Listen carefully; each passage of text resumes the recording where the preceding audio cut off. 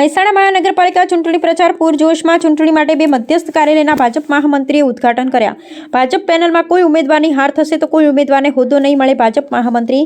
મહાનગરપાલિકામાં વિજય બાદ પ્રથમ સાધારણ સભા જાહેરમાં યોજવા સૂચન. મહિલા અનામત બિલ માટે કોંગ્રેસને વિરોધી ગણાવી. મહેસાણા મહાનગરપાલિકાનો ચૂંટણી જંગ જામ્યો છે.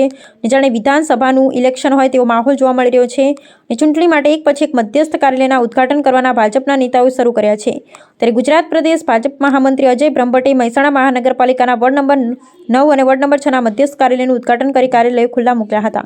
મહેસાણા મનપાના બે મધ્યસ્થ કાર્યાલયનું ઓપનિંગ કર્યું. તેમની સાથે દૂધસાગર ડેરી અને અમૂલ ફેડરેશનના ચેરમેન અશોકભાઈ ચૌધરી પણ ઉપસ્થિત રહ્યા હતા. અજય બ્રહ્મભટ્ટ દ્વારા જંગી બહુમતી સાથે ભાજપની પેનલને વિજેતા બનાવવા હાંકલ કરી હતી. ભાજપને અજય બ્રહ્મભટ્ટને વિકાસ વિરોધી એવા ફાટક સાથે ગણના કરી હતી. સાથે ભાજપ મહામંત્રીએ કાર્યાલય ઉદ્ઘાટન પ્રસંગે ભાજપના ચૂંટણી લડતા ભાજપ ઉમેદવારોને પેનલમાં કોઈ ઉમેદવારોની હારનું કારણ જો ભાજપના કોઈ ઉમેદવાર બનશે તો કોઈ જ હોદ્દો આપવામાં આવશે નહીં એવી ચીમકી આપી હતી. આ સાથે જો મહાનગરપાલિકામાં ભાજપ સત્તામાં આવે તો મહેસાણા શહેરના નાગરિકોની હાજરીમાં જાહેરમાં સાધારણ સભા યોજવા સૂચન કર્યું હતું. આ સાથે લોકસભામાં મહિલા અનામત બિલના મંજૂર થતા ભાજપ નેતાએ કોંગ્રેસ મહિલાઓનો વિરોધ કર્યો તે દયનીય ગણાવ્યું હતું. અહેવાલ કાર્તિક પૂજારા, મહેસાણા. શું કહેવું, ચૂંટણી પ્રચાર શરૂ થઈ ગયો તો કેવો માહોલ રહ્યો છે? ખૂબ સરસ માહોલ રહ્યો છે.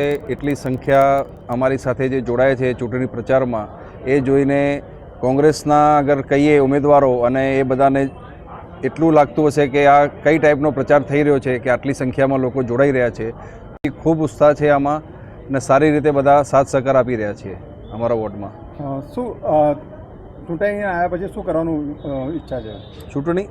ચૂંટાઈ આવ્યા પછી શહેરમાં જેટલો થઈ શકે સારામાં સારો વિકાસ, જે અધૂરા કામ બાકી છે એ કરવાના, જેટલી ગ્રાન્ટ્સ મળે આમાં મહાનગરપાલિકામાં સરકારશ્રી તરફથી એ બધી કોમન મેન સુધી પહોંચાડવાની, કોમન મેનના બધા કામ સારી રીતે કરવાના. આજે આપણા કાર્યાલયનું ઓપનિંગ કરવાનું? આજે મધ્યસ્થ કાર્યાલયનું અહીંયા ઓપનિંગ હતું. એમાં પ્રદેશ મહામંત્રી શ્રી અજયભાઈ બ્રહ્મભટ્ટ સાહેબ આવ્યા હતા, અશોકભાઈ ચૌધરી આવ્યા હતા, સાહેબ આવ્યા હતા, અને કિરણસિંહ રાણા શહેર પ્રમુખ આવ્યા હતા. ડૉક્ટર પાયલબેન કુકરાણી જે અમારા સિંધી સમાજના શાન છે એ નરોડાથી આવેલા હતા. કોર્પોરેશનની ચૂંટણી છે પણ વોર્ડ લેવલે નેશનલ કક્ષાના મુદ્દાઓની ચર્ચાઓ થઈ રહી છે, મહિલા અનામત બિલની પણ. શું કહેશો?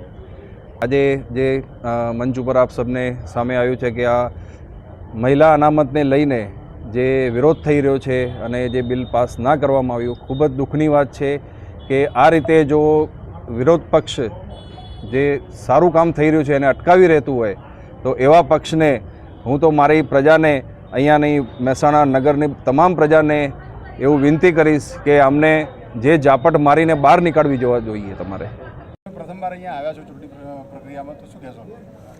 ચૂંટણી પ્રક્રિયામાં ઉત્તર ઝોનમાં ફરતા આજે મહેસાણા આવ્યો છું. મહેસાણા નગરને ભારતીય જનતા પાર્ટીની સરકારે નગરમાંથી મહાનગર બનાવવાની ભેટ આપી છે. સમગ્ર મહેસાણા નગર આના ઉત્સાહમાં જોવા મળ્યું છે. વિવિધ વોર્ડના કાર્યાલયના ઓપનિંગમાં જે રીતે પ્રબુદ્ધ લોકો અને દરેક પ્રકારના નગરજનો જોડાયા, જે પ્રકારે જનસમર્થન આપી રહ્યા છે, મહેસાણા મહાનગર એ પ્રદેશ ભાજપને મહાનગરની ગિફ્ટની રિટર્ન ગિફ્ટ આપવા માટે ઉત્સુક છે. અમારા સૌ કાઉન્સિલરો આવનારા 5 વર્ષમાં ખૂબ જ સારી રીતે મહાનગરનો વિકાસ કરી અને અમદાવાદને સમકક્ષ પહોંચવાનો પ્રયત્ન કરશે. પેનલ તૂટવાની તમે જે વાત કરી કે પેનલ તૂટશે તો સજા થશે, તો શું કહેશો? પેનલ તૂટવાનો જે ક્રમ છે એ હર જગ્યાએ પ્રયત્ન થતો હોય છે અને કોંગ્રેસને આમ આદમી પાર્ટીએ છૂટમૂટ બેઠકો પર ચૂંટણી લડી અને પેનલ તોડી અને નગરપાલિકા મહાનગરપાલિકામાં જઈ અને એક પ્રકારની અવ્યવસ્થા ઊભી કરવાનો પ્રયત્ન કરતા હોય છે.